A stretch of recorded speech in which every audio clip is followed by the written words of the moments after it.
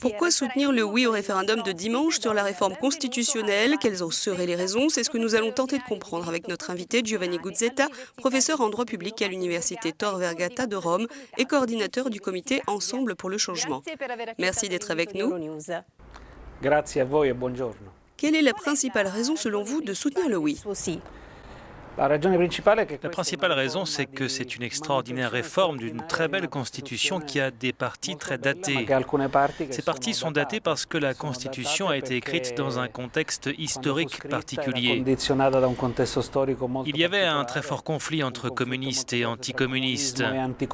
Le choix privilégié à l'époque a été celui d'un gouvernement faible dans lequel la majorité ne pourrait pas gouverner sans l'aide de l'opposition. Les grandes démocraties comme la démocratie britannique étaient les modèles à suivre, mais il était impossible de les suivre. Aujourd'hui, nous pouvons aller de l'avant. Il s'agit ici d'éliminer certaines anomalies qui font de l'Italie un pays complètement excentrique comparé aux autres grandes démocraties. Malheureusement, en Italie, tout fait l'objet de controverses et de campagnes. Tout est utilisé par les forces politiques comme pendant une campagne électorale et souvent l'avenir du pays est en jeu.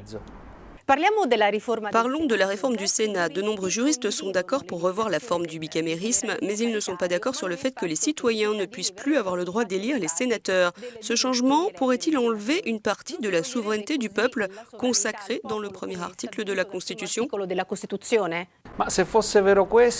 Si c'était vrai, nous devrions dire que l'Allemagne enlève sa souveraineté au peuple, que la France enlève sa souveraineté au peuple, que le Canada retire sa souveraineté au peuple. Avec ce type de structure, on a une forme de gouvernement parlementaire auquel la première chambre accorde sa confiance. Aucun pays au monde n'élit une seconde chambre.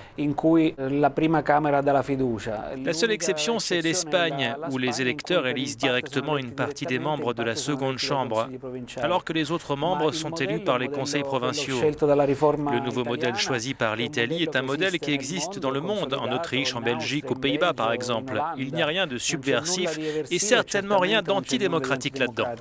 Selon d'éminents constitutionnalistes, cette réforme donnera des pouvoirs excessifs au gouvernement. Certains évoquent un risque d'autoritarisme, un pouvoir qui devient oligarchique, une démocratie vide. Pourquoi? Pour moi, il est difficile de voir une approche autoritaire dans cette réforme. Dans cette réforme, le Premier ministre ne peut pas démettre de ministres et certainement pas dissoudre le Parlement. Je ne vois vraiment pas de dérive autoritaire. En Italie, l'autoritarisme est un sujet de débat très fort en raison du passé historique, parce que l'histoire nous a montré qu'il y a eu des périodes d'autoritarisme. C'est un sujet accrocheur qui engendre de la terreur, de l'angoisse. Mais tout le monde oublie que le seul réel épisode en Italie qui a vu l'avènement d'un régime autoritaire s'est déroulé en 1922, quand Mussolini a été en mesure de conquérir le gouvernement. Car à cette époque, les institutions étaient totalement incapables de gouverner et d'être efficaces.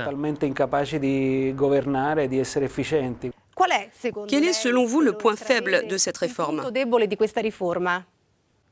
Le point faible de cette réforme est peut-être qu'elle ne va pas assez loin, mais dans l'ensemble, c'est une bonne réforme. J'en suis convaincu.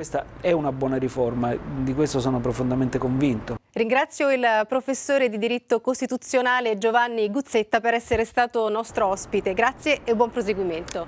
Grazie a voi.